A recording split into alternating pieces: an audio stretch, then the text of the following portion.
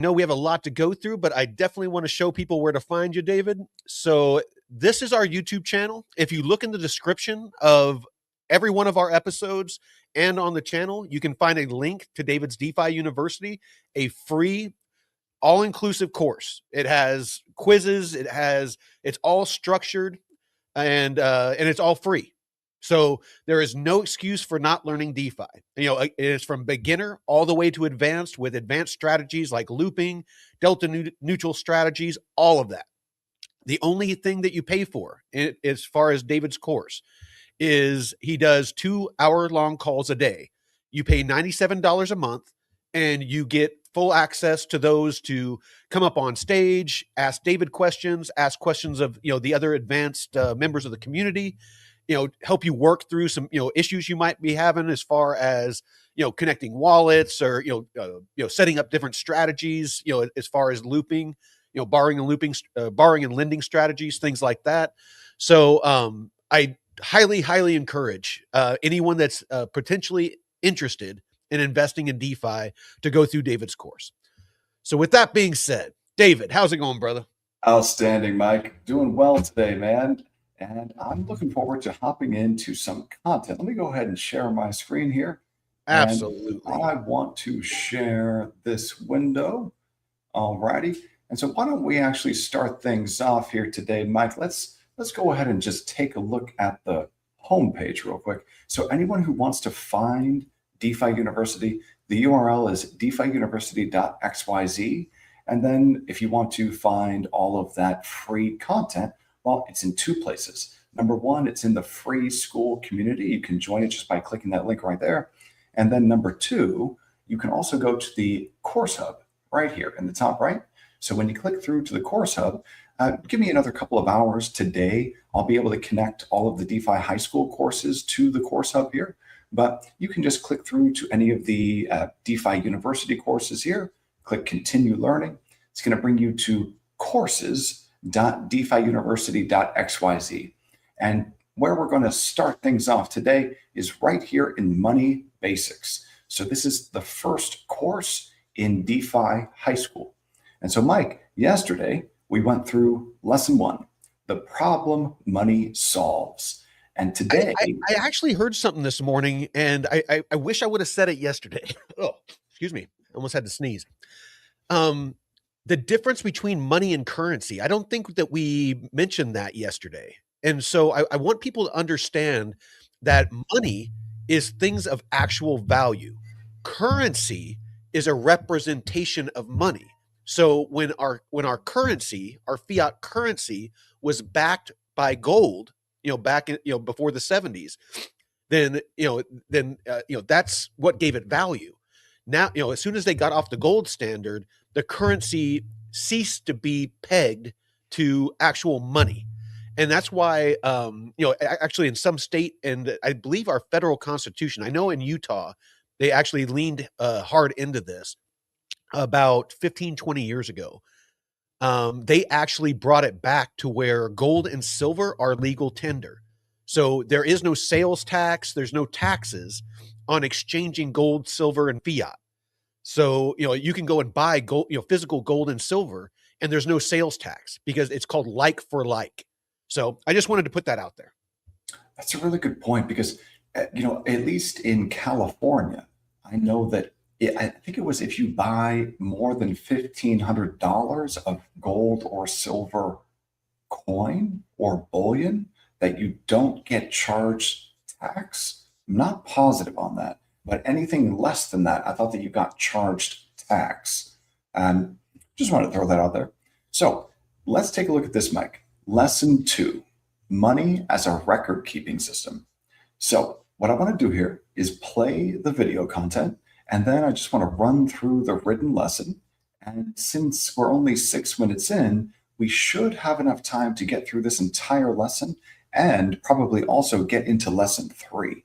So you ready to rock and roll, Mike? Absolutely. I'm chatting with people in the chat. Let's do it, man.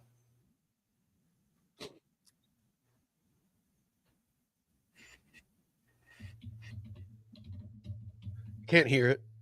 Oh, you know what? That would probably be my problem. I was like, Is he going to get started? Yeah, I think usually what you have to do is you have to click that button that says share audio. I wish it would And just do it. Like, why do you have to opt into that? yeah, so there we go. Share system audio. And this time it should work. So let's go ahead and start this thing over and let me know if you can hear it. All right, today we're going to do something that might just change the way you see your bank account forever. Because that thing you call money, well, what if it's really just an idea, a promise, written down in a giant invisible ledger? Let's get into it. So let's just kick things off with a pretty wild thought. That balance you see on your banking app, the number you count on every day, what if it isn't a pile of cash sitting in a vault with your name on it? What if it's something else entirely? Yeah, Mike, we were talking about this yesterday. How when you deposit money in a traditional bank account, you don't actually own anything. You just have almost like an IOU. Your deposit is the bank's liability. So the reason why your money isn't there is because we exist in this fractional reserve banking system where deposits are liabilities for the bank. They have to immediately lend that money out, and banks can actually create credit, which is kind of sort of like a way that they create money almost. Yeah, you probably guessed it. It is something else entirely. So, in this first part, let's pull back the curtain and unpack the surprising truth about what's really going on in your bank account. Okay, so here's the big reveal right out of the gate. That number you see on your statement, it isn't actually your money. It's the bank's IOU to you. It's just a record, a promise from them that says, hey, we owe you this much cash. When you deposit money, you're not storing it, you're actually lending it to the bank. Now, think about how much different this is, Mike, compared to DeFi. Because in DeFi, if you go to, if you refer to Aave, let's say, the largest DeFi money market, if you think of Aave as a bank, when you go to Aave and you deposit collateral, you own that collateral. You have custody of that collateral. There is no IOU there. You actually own your assets. And so the beauty of DeFi and these decentralized banks is the only thing that matters is, do you have the collateral? Yes or no? It doesn't matter what your credit score is. It doesn't matter, Where you're at geographically. Exactly. None of that matters. Yeah. The only thing that matters, remember, code is law in crypto and DeFi. So the only thing that matters is, do you have the collateral? Yes or no? If yes, then you can borrow against your own collateral. Pretty darn cool. And just so we're all on the same page, what exactly is an IOU? Well, it's literally just a promise to pay a debt. And it turns out your bank statement is one of the most common IOUs on the planet. It's the bank acknowledging its debt to you and promising to give you physical cash whenever you show up and ask for it. This whole idea can feel a little heady, a little abstract. So, let's bring it right down to earth with a super simple analogy that makes it all click. Just imagine you're at a nice restaurant and you need to check your coat. So, you walk in, you hand over your coat. That's you depositing your money. In return, you get a little ticket. That's your bank balance. Now, the clever restaurant owner knows that not everyone is going to come back for their coat at the same time. So maybe he lends a few of them out to staff who are cold. This is exactly what banks do. It's called fractional reserve banking.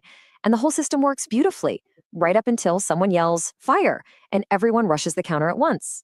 The Or restaurant somebody doesn't have shows all up the and says, "Where's my coat?" You got, I want my coat back. yeah. It's like, what the hell is the freaking busboy doing wearing my jacket? I wouldn't be too happy with that. No, I But, wouldn't. the cool thing about the DeFi banks, the DeFi money markets, you could think of them as a bank. I tend to think of them more as a money market.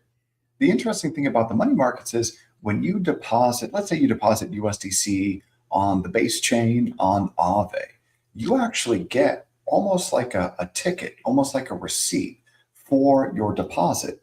It's referred to as an A token. And so if you go to Aave, let's say on the base chain, you deposit some USDC and you hop on over to Uniswap. If you take a look at your wallet on Uniswap, you'll notice that you'll have an A token in there. It's going to say A USDC. And that number of tokens, those number of A USDC tokens is going to be slightly different than the number of USDC tokens that you deposited on Aave in the first place. But the beauty of that receipt, that ticket, is you can take those A tokens, that receipt, and you can do other things with that in DeFi. So you can potentially rehypothecate your loan at least one other time. There's one of those big words. What do you mean by rehypothecate? Yeah, so rehypothecate, just simply use it more than once in this context. Perfect. Yeah, very, very cool. Think about how much more powerful that is when you compare it with this analogy of a traditional bank deposit. I don't like words with too many syllables. I know. And that, my friends, is a bank run. Okay, so if our modern money is really just a bunch of IOUs, a bunch of records, how on earth did we get here? To figure that out, we've got to go way, way back. Let's tell a little story about a village and a whiteboard. Just imagine, for a second, this tiny little village. Everybody knows everybody. There's a farmer, a baker, a blacksmith. You get the idea. And since they all trust each other, they don't bother with clunky coins or paper money for their day-to-day stuff. Instead of cash, they have this one simple tool, a giant whiteboard right in the middle of the town square. It's their shared ledger. Every single time someone gets a good or a service, they just wander over to the board and write it down for everyone to see. And look at how this works. It's so elegant. The farmer gets bread from the baker. Boom, they just jot down farmer owes baker. The blacksmith gets wheat from the farmer. Same deal. The baker needs new horseshoes. You just update the board. It becomes this living public record of who owes what to whom. The lady who's talking through this for us, she just said, "Look at how elegant this is." I don't know that I agree with that, man. I don't think so either. This looks super complicated, convoluted, so many different opportunities for errors. Yeah, this doesn't look all that elegant to me at all. And here's the kicker, the really important part. Think about it. All month long, not a single coin, not a single bill ever changed hands. All that moved was information. And honestly, our super complex global financial system today, it's just a crazy, high-tech digital version of that same village whiteboard. And believe it or not, this idea isn't some new futuristic I feel like concept. we went through some of this yesterday. We did. So we got right here to this point. Yep. Actually ancient. A quick trip through history shows us just how these ledgers have changed over time. I mean, the tech has obviously gotten a lot better, but the core idea, it's been the same for centuries. Back in medieval England, they used these things called tally sticks, notched pieces of wood they'd split in two to create a tamper-proof record of debt. By the 1600s, you had banks with big, heavy paper ledgers. And today? Well, today we have digital databases that update records around the world at the speed of light.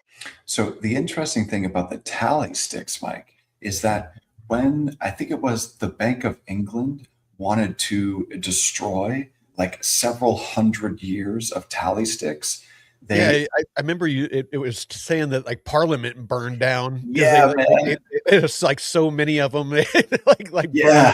burned down the British Parliament. Exactly, man. They started throwing them in the ovens or in like their fireplaces underneath Parliament, and they accidentally burned down their Parliament. And then this right here. So this is like the letter of credit. What started the paper ledger was the Medicis, and they created the letter of credit. And what you could do with that is, rather than transporting big, chests of gold coins or bullion, you could deposit that gold with the Medici Bank in Florence, let's say, Italy. And then they would give you a letter of credit. And you could take that letter of credit to the Medici Bank over in London, let's say, and then withdraw from the bank there that big box of gold.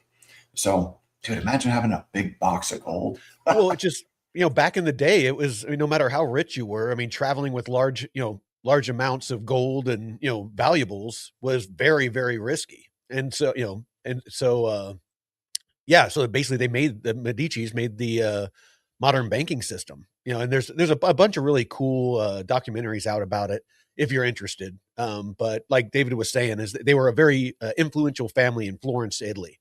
and went toe to toe with the Pope and the church at the time, which was unheard of. So, it kind of shows you the power and influence they were able to garner by, creating this banking system, and kind of shows you, kind of modern times, the power and the influence that, the modern banking system has on our politics and governments. So, Yeah, no kidding, man. And take a look at what we've got going on today, though.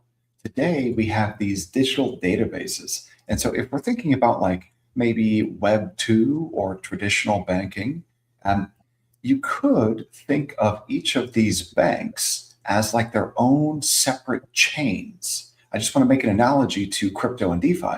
So, yeah. if each one of these banks is its own separate chain, well, you need an interchain messaging protocol, maybe something like Swift or ACH, the clearinghouses, to be Or able to Canton. dance on now, sure. But the cool thing about this, or maybe not so cool, is that the code that's used for a lot of these different banks, their databases, a lot of the code is like from 1970. And I'm not even kidding. They use, Oh, no, like yeah, Swift is like 40, 50-year-old technology. I mean, it's basically, like the system of computers with a bunch of people sitting at them, and they're sending like text messages saying, so this account number is sending this, amount to this account.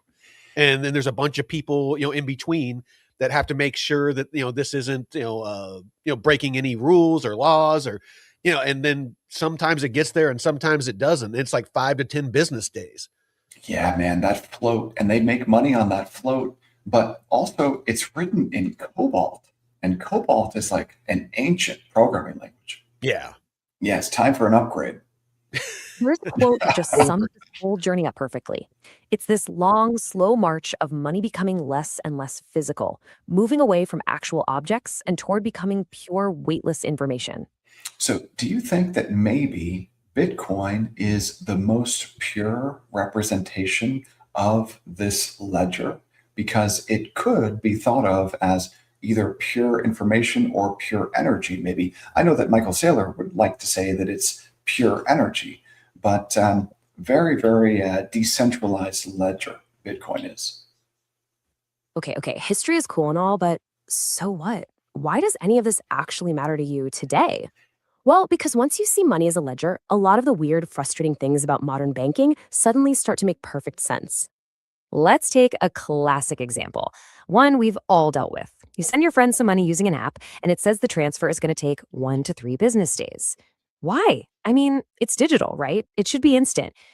Man, think about how far we've come now that we have essentially instantaneous settlement and transfers in Yeah. crypto and DeFi, right? So much better. So much better. But you Well, know what? Part of the business model for these banks is the friction. That's part of their they business model. that's why they're kicking and screaming so much against, crypto and, in this instant settlement and stuff, because like you said, they make money off of friction. If they can keep, money over the weekend, or even a couple of days, they're earning interest on billions and billions, if not trillions of dollars.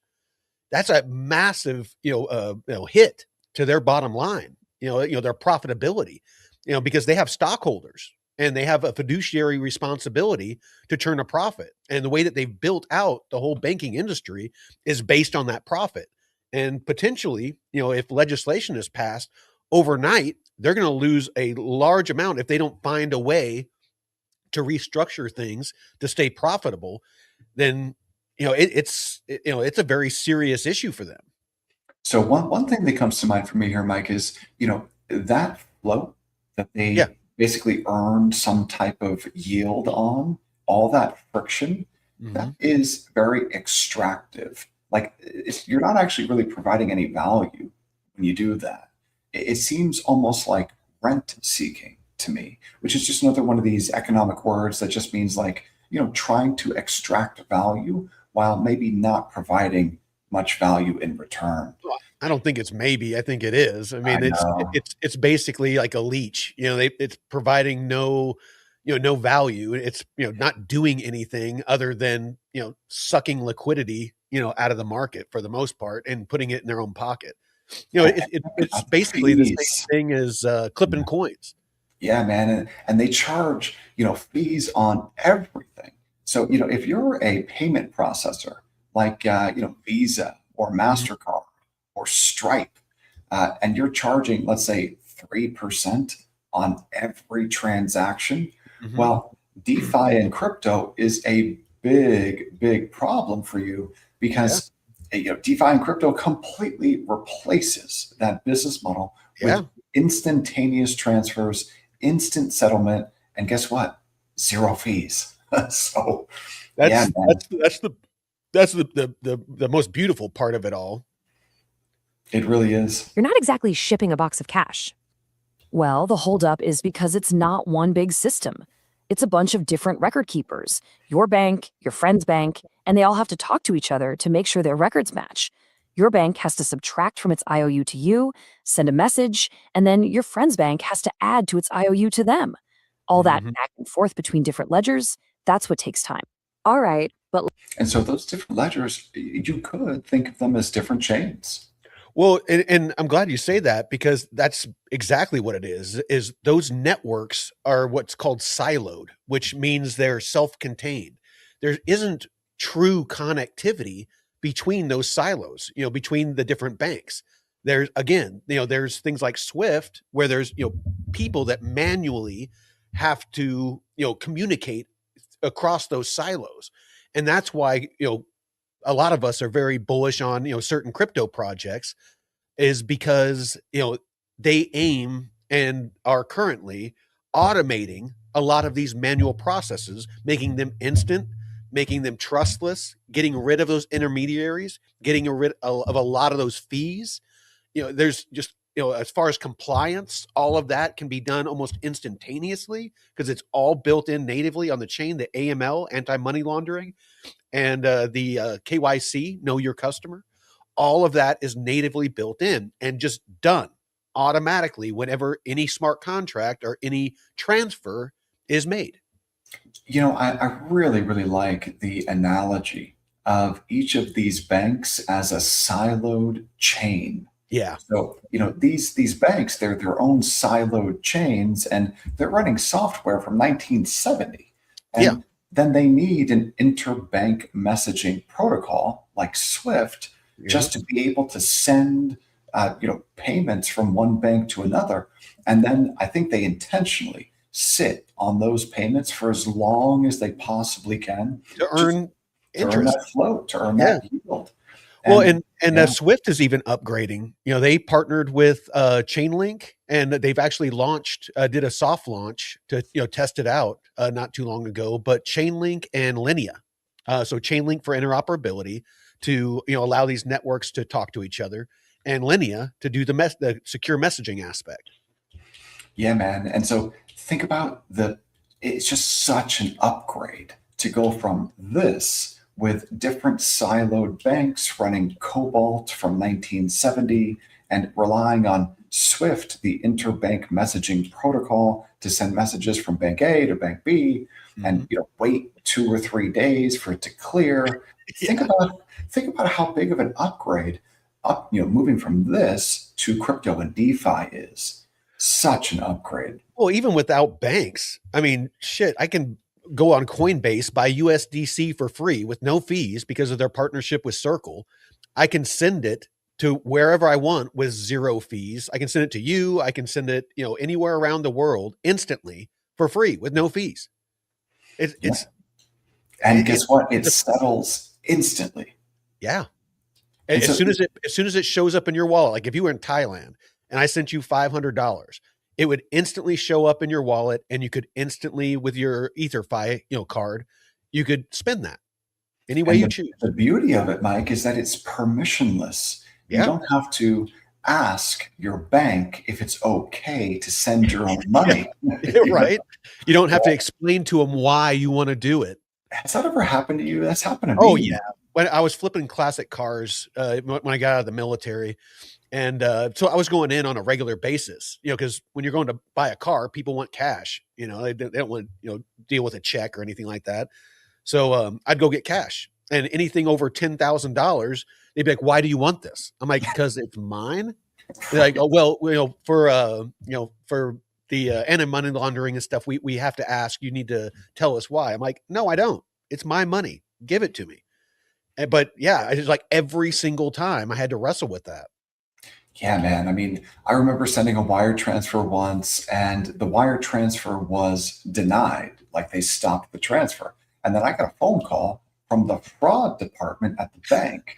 And all of a sudden, this lady starts asking me a bazillion different questions about, Yeah, why do you want to send this money? Where is the money going? What's it for? I just told her, look, it's none of your business. yeah. Please initiate my transfer. And I'm she buying did. hookers and blow. It's none of your business. It's like, It's an entertainment expense, right? It's you like, know? yeah. Yeah, man. But this is the old system. And I think part of the reason why they ask you all those questions is because you don't actually own that deposit. The bank does. So in the old system, you don't own anything. It's kind of like you will eat bugs, own nothing, and be happy. That's the old system. Well, it's just like having your crypto on Coinbase or a centralized exchange. They can freeze your account at any time. They have Right. their little rules and stuff too. It's why it's so important to understand the difference between self custody and custody. When using Not your DeFi keys, platforms, some of them man. are custodied. Not your The good keys, not ones your are coins. non-custodial.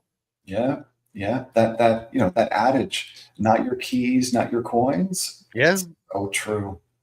Next time. All right, but let's get into something a little more serious. This one really shows you where the power lies. How is it possible for a government or a court to just freeze someone's assets? So, this can also be done in crypto and DeFi, especially for, those highly regulated stablecoins like USDC and USDT. Hmm. Those can be frozen by the issuers, Circle or Tether. Now, uh, And it's going to probably be that way for any compliant stablecoin. I'd be willing to bet. I haven't looked, and I should know this, but I'd be willing to bet in the Stablecoin Act that somewhere in there there's verbiage to where it needs to be pegged to the U.S. dollar and all that stuff, but also there has to be a mechanism in there for a clawback of some kind, or a way to freeze assets, just to be compliant, because like with Russia when they did sanctions, they need to be able to freeze certain assets if somebody's doing something illegal, then they want to be able to freeze those assets. well, hey, I think it's important that we are aware that many of these stablecoins, especially the ones that are actually backed by treasuries and cash, Hmm. those stables like USDC, USDT, they can absolutely be frozen. Yeah, But if you're holding Bitcoin, guess what? It's uncensorable. It cannot be frozen. Now, as long as you're self custodying it. right, you've got to self custody it. little, Exactly. little caveat there. I'd be curious to know, Mike, if USDE can be frozen. That's Athena's algorithmic stablecoin I product. honestly don't know. I don't know either. I'd be really curious to find out, though. Let me see if I can find that while you continue. Cool. Instantly. Think about it. They don't have to break down a door and haul away bags of cash. Nope. All they do is send an order to the record keeper, the bank, and they instruct the bank to change one little entry in their database. Your number just gets switched to zero. Poof! The bank's IOU to you is canceled. It's a change of information, not a physical act. So all But it all comes down to custody. So, do you own your assets or not? And so, if you have a bank deposit, you don't own it. If you have assets on a centralized exchange, you don't own it. If you are holding USDC or USDT, those assets can be censored or frozen. So, just being aware of that, I think, is super important. According to all their documentation, yes. USDE, the synthetic stablecoin from Athena, can be frozen or blacklisted in certain limited ways, but it is more restricted and centralized compared to fully centralized stablecoins like USDC or UT. Huh. Okay. Good to know. I didn't know until just now. What about Sky? What about Sky's product, USDS? Because that's a fairly well decentralized stablecoin. I'd be really curious to find out if that one can be frozen. This. Keep With on the going. whole global system of IOUs and digital whiteboards, it all hinges on one single, incredibly important ingredient. It's the glue that holds the whole thing together. And that thing is trust. I mean, you have to have an incredible amount of faith in these record keepers, right? You're trusting them to get the numbers right, to not let anyone mess with the records, to always honor their IOU and give you cash when you ask for it. And on top of all that, you're trusting the government to be there to backstop the whole thing if it goes sideways.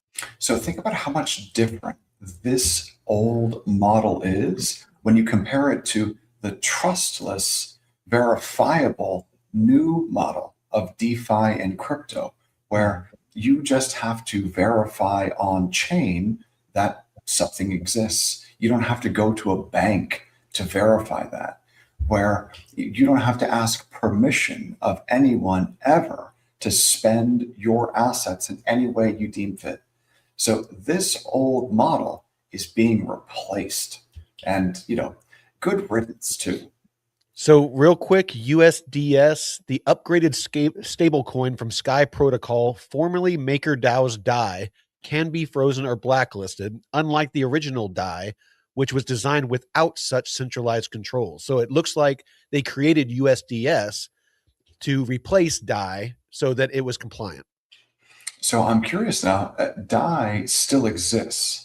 So I just want to make sure I understand correctly. So if I hold DAI in my wallet, that's DAI, the stablecoin issued by, what they used to be called MakerDAO, now called Sky Money.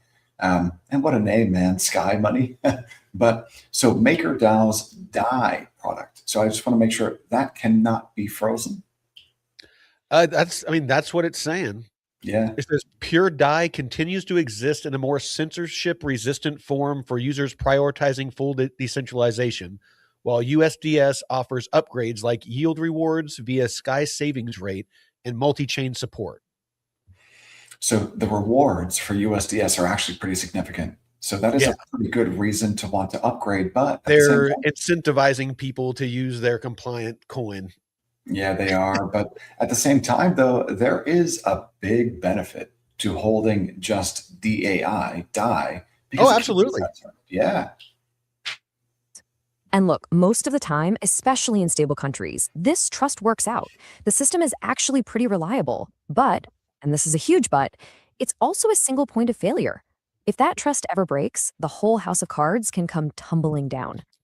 So to wrap this all up, our entire financial world is built on trusting someone else to keep the score correctly. But it really makes you wonder, doesn't it? What if you could have a ledger, a way to track all this value that didn't require you to trust anyone at all? Right. That's exactly where we're going to jump into in the next couple of lessons. So now that we've gone through lesson 2, let's just read through this real quick. So money is definitely a record keeping system. And most money today is just, it exists somewhere in a database. It's just a record of who owes what to whom. So remember in the video, we were talking about like a village whiteboard, a shared ledger with shared consensus. And the AI lady who was describing it, she's saying, oh, well, this is an elegant system. If the farmer owes the baker 1 loaf of bread, you record it on the ledger. The blacksmith owes the farmer 5 pounds of wheat. You record that in the ledger. And at the end of the month, everyone takes a look at the ledger and settles up. That seems to me like a very cumbersome process. So, the history of money, you moved from tally sticks. That's basically the history of different types of ledgers. So it moved from tally sticks to these digital databases that we use now. And, the tally sticks were from medieval England. You had, I think they were called yap stones or rye stones before that. The rye stones, we covered that. Yeah. So, you've got those tally sticks, you've got the paper ledgers. That's, more of a Medici innovation. And then you've got the digital databases of today. And the next evolution is DeFi, crypto and DeFi. So your bank balance, when you hold a deposit in a bank, you don't actually own it. And the bank views that deposit as a liability. So they have to loan it out. So they make loans to other people, they make investments, and they keep only a small fraction in reserve or remaining. That's where we get the name fractional reserve banking. So let's go ahead and scroll down here. It's all about a ledger. So in traditional banking, payments or transfers aren't instant. You're not sending anything physical. What you're actually doing is you are asking Bank A to update the ledger over on Bank B. They send a message, and that message updates the ledger on Bank B. So yeah, they're not instant. Settlement is not instant, and you need permission. You need to ask permission of your bank to send your own money, because guess what? You don't actually own it. And those banks can freeze your assets at any time for any reason. If you've ever had a bank account and all of a sudden, you get a letter in the mail saying that, hey, your account has been closed, they can close your account for any reason. So that's just, a couple of things to know about traditional banks. And also, they require that you trust them. And for anyone who lived through, 2007, 2008, 2009, the idea of trusting banks is, I don't trust them. So Yeah. I would much, much rather just trust in code.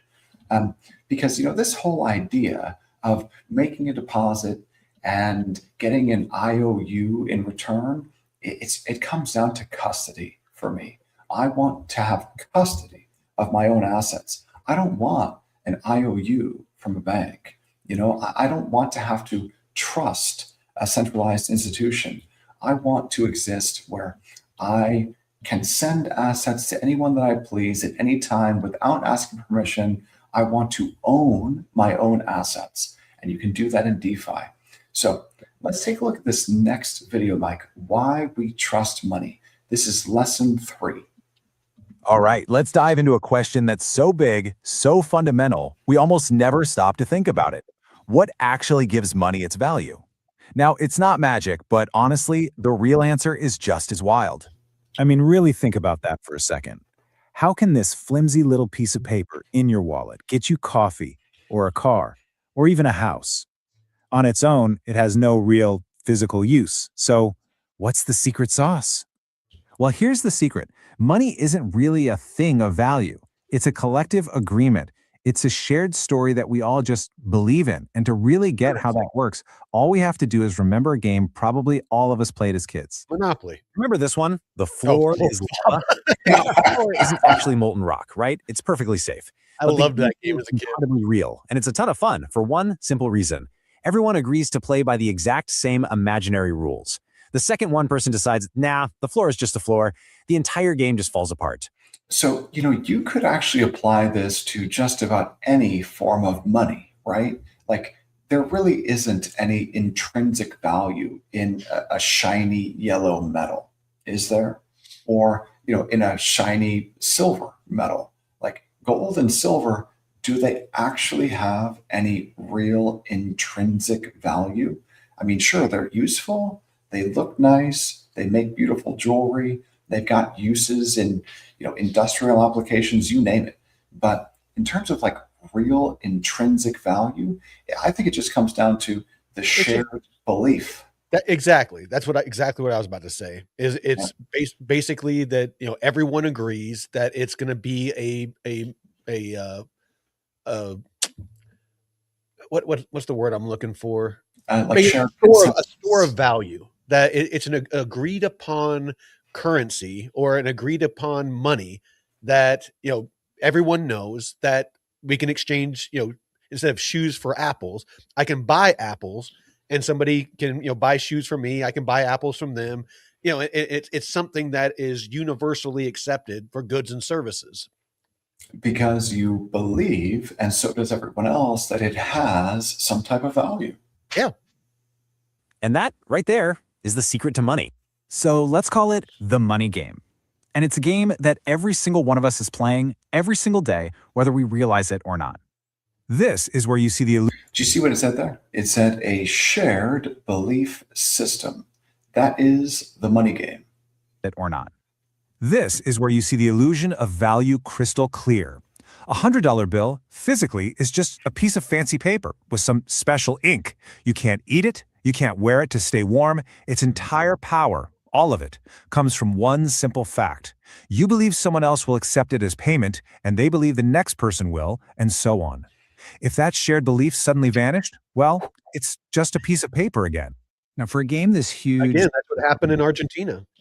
That's what's happened throughout history is, especially with paper currency that's supposed to represent, value is, Yeah.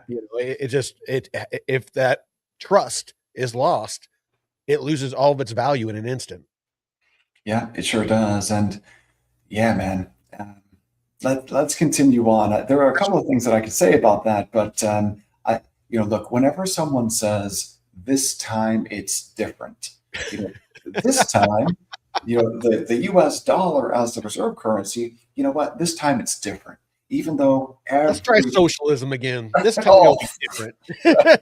yeah, let's. I mean, socialism is just a slippery slope to directly to communism. And whenever someone says, "Oh, well, it just hasn't been done the right way," if Yeah. only I was the one in control, it would be fine. But no, it's whenever someone says this time it's different, I think back through history and I think, okay, well, there have been many world reserve currencies over the last 500 years, and each and every one of them has eventually been replaced with a different world reserve currency. Now, I certainly hope that that happens no time soon for the US dollar. But as we were just seeing in the video, it just comes down to shared belief. And so if the central bank that issues that currency is doing things that are likely to erode the trust in that fiat, that's a problem, man. That's a big problem.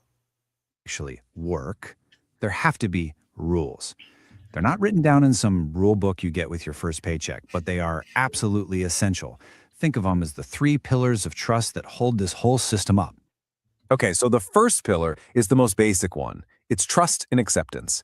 It's that gut feeling, that fundamental belief that when you want to use your money, someone else is actually going to take it.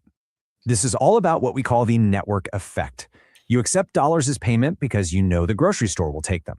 The grocery store takes them because they know their suppliers will. It creates this incredibly powerful self-reinforcing loop where the money becomes more and more useful simply because more and more people are using it.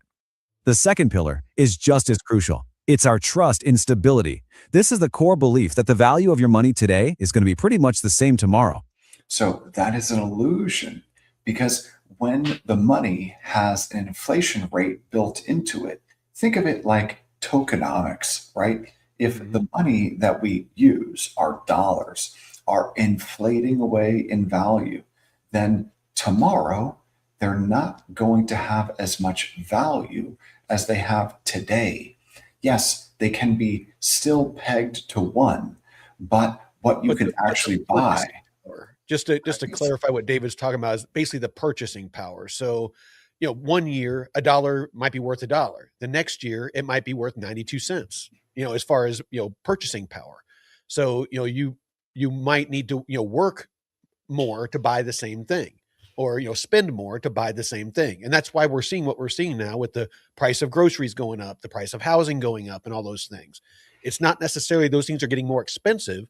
It's that the medium of the currency that we're using, the dollar, is going down as far as its purchasing power. So it seems that things are getting more expensive when it's actually the currency that's going down in value.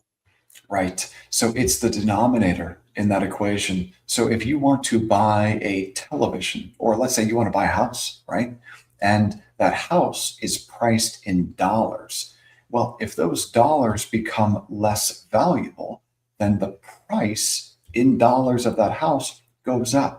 It essentially amounts to like a hidden tax because the dollar doesn't all of a sudden go from a 1 on the piece of paper to 90 cents on that piece of paper. It still says 1, but what you can buy with it, you can buy fewer goods and services because the value, the purchasing power is inflating away. It is a hidden tax. Well, and really quick, I want people to understand why it is we're talking about this. Because this is beginner DeFi, kind of entry level. The reason that we're getting into this is so that you understand what led to Bitcoin being, created, what led to the rise of DeFi. The traditional finance system and traditional currencies, the pain points, the issues that were going on with it, and why it is that there's this massive move by institutions, governments, and individuals to get involved and to basically grow DeFi and make it part of the traditional finance system. So we're laying the groundwork here so that you understand why it is that there's this mass adoption going on right now, regardless of what the prices are doing. The technology is being adopted. So I just wanted to.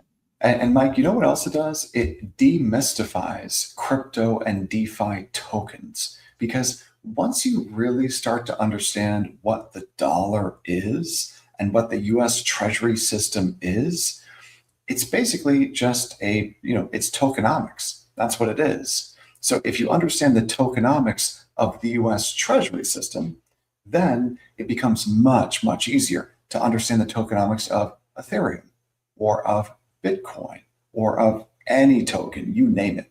So, but you start with this so that you can then understand and not be kind of like overwhelmed by the tokenomics of Bitcoin, Ethereum, Solana, etc. So this is the starting point. You got to have a foundation. Just think about it, right? If you really believed your money would be worth half as much next week, you'd rush out and spend every single penny you have right now. And that's exactly what happens when currencies start to hyperinflate. But if you thought it would double in value, you'd probably hoard it and never spend a dime.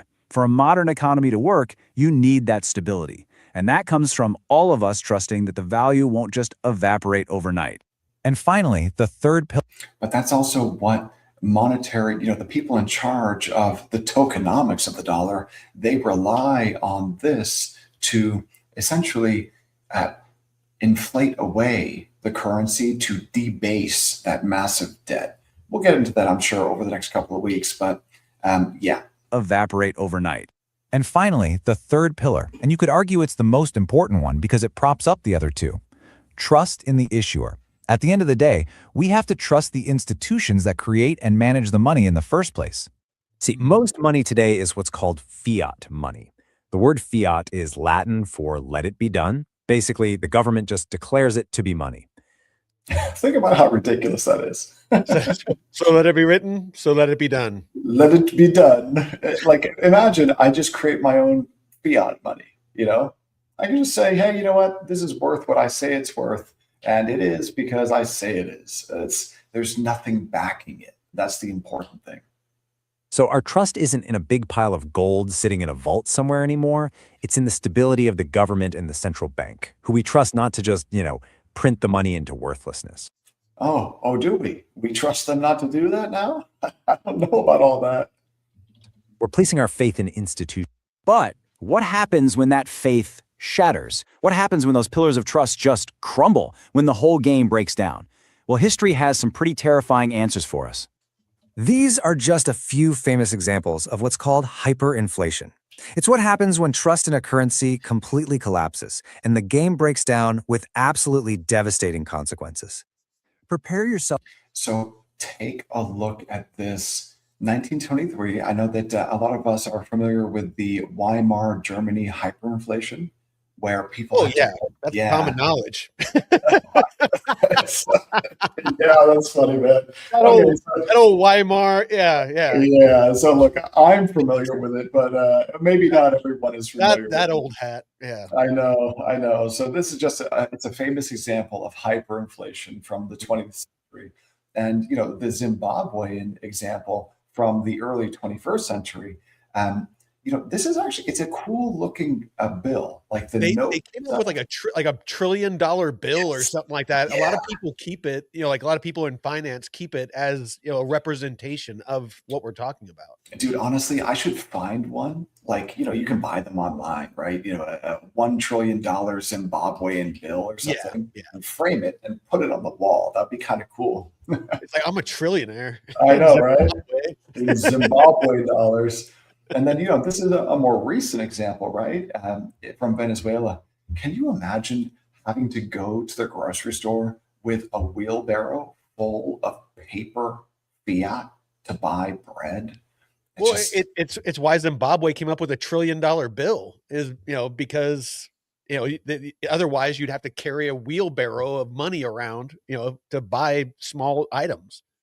it's horrible, man. Consequences. Prepare yourself for a number that's so big it almost sounds fake. Sextillion. 9.7 sextillion%.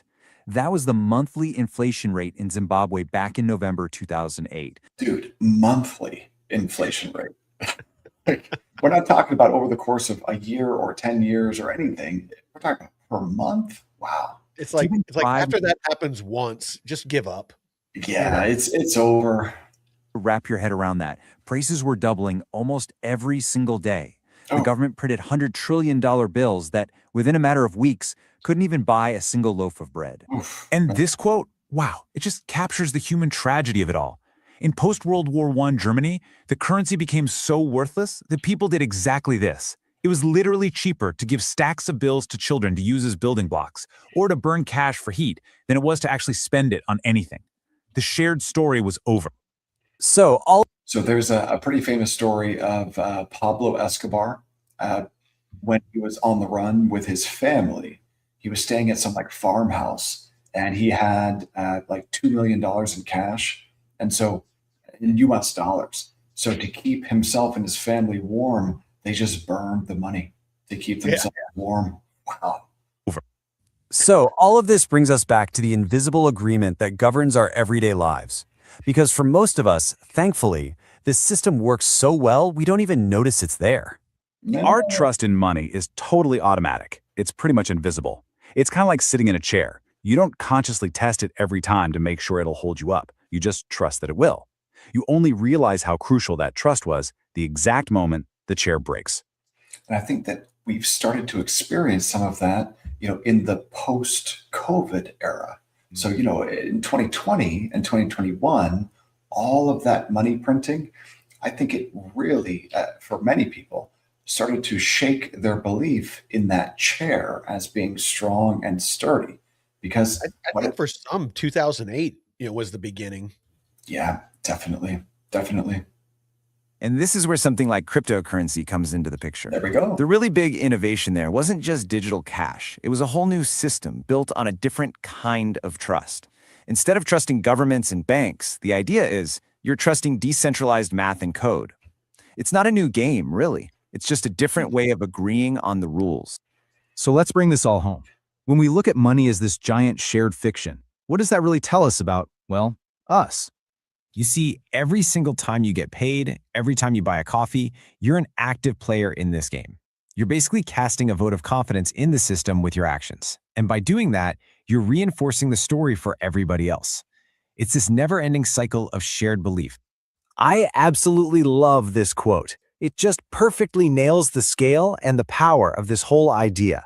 It's a fiction, sure, but it's a fiction that we all work together constantly to maintain. And really, that's the ultimate takeaway here.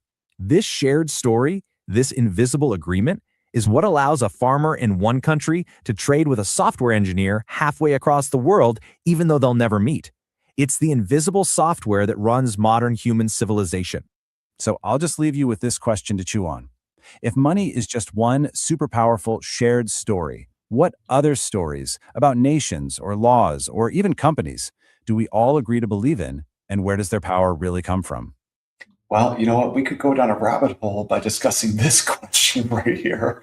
Yeah. So why don't I go ahead and not? Let's go ahead and change the. Let's go through the rest of this lesson here. We've got 4 minutes remaining. So, Mike, why do we trust money? What would you say? Why do we trust it? It's because we believe that everyone else trusts it as well. There's a shared trust. Yeah, exactly. So the lesson says money, exactly what you just said. Money only works because everyone agrees it works. It's a shared story we all believe in. So what are the rules? Well, Yeah, what Colin says, because we have no choice. That's another reason. Yeah, it But definitely now we is. do with crypto and gold and silver and stuff. It's getting to a point to where we do have a choice. Yeah, so what are those pillars of trust? Well, if we all believe in it, we've got to trust it. So we trust that we can accept it. We Mhm. trust that it's got some stable value or stable purchasing power. And we trust in the issuer.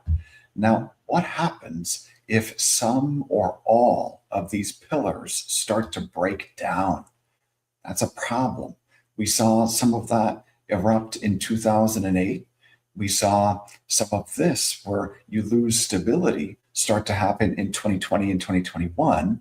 And we're starting to see some of the acceptance erode away now with all of the BRICS nations. So these pillars of trust must be maintained for for the US dollar to maintain its reserve currency status.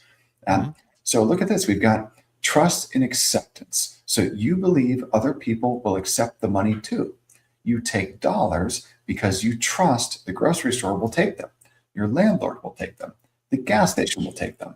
This creates that network effect. The more people that accept it, the more valuable it becomes, which makes even more people accept it. Okay, great. That's the network effect. And then That's what this made the dollar so powerful, was being the world reserve currency. I mean, you could go anywhere in the world and people would take it. it probably also didn't hurt that that Europe was basically in rubble, and so was Japan and much of Southeast Asia, and basically the entire world was destroyed. And we had the largest military globally. We still do. So that I think definitely went a long way towards getting everyone globally to accept dollars as payment. Mm. And so, trust in stability. You believe the money won't suddenly become worthless tomorrow. If you thought prices would double next week, you'd spend everything immediately. So that's the story of inflation and hyperinflation. If you thought prices would crash, that's the story of deflation, you'd hoard everything. So stable expectations about value are crucial for money to function. And then here's the last pillar: trust in the issuer. So modern money is backed by governments. You trust that, number one, the government won't print unlimited money. Yeah, sure. You trust that the legal system will enforce contracts using that money. Okay. And you trust that banks operating under government rules will be reliable. Well, what happens if that trust in the issuer starts to erode? So it says here, We're this is seeing it why right now. we are, and it's a real shame because it doesn't have to be that way. This is why government currencies are called fiat money, from the Latin word meaning "let it be done." Maybe I should put that up on the wall too, Mike. What do you think? Let it be I done. like it. I like it. I kind of like it too. The government declares it money by fiat, and everyone goes along with it. So, with that, Mike, we have run out of time. A good call always starts and ends on time, my friend. Perfectly That was a lot timed. of fun. It was. And any of you that are interested in going, over this course material or the couple of episodes before this, again, the link is in the description of all of our shows and on our channel on YouTube. And you can go to DeFi University, go through all this for free at your own pace, take your time. You can take the quizzes, do the checks on learning, things like that. So by all means, I highly encourage you to check that out. We'll be going over more lessons in the future. It I find it helps when you go over a material, like in a kind of a classroom setting like this, where it's kind of explained to you, and then go through it on your own and do the quizzes to, and I call it a check on learning. It's something that we always said in the military, where it ensures that you absorbed and retained the information. And then, of course, because of the way that this material is set up, then the next lesson builds on the knowledge that was given in the lesson previous, and even all the way back. So it's important that you fully understand these lessons before moving on. Don't just try to rush through. You're not going to get the full value. Make sure that you fully understand these lessons as you're moving forward. And again, that's why it's great to watch these and then go through the course on your own. So again, link in the description. I highly encourage it. David, as always, thank you for taking the time, sir. And we'll see everybody tomorrow. And until next time, Veteran Crypto out. Peace.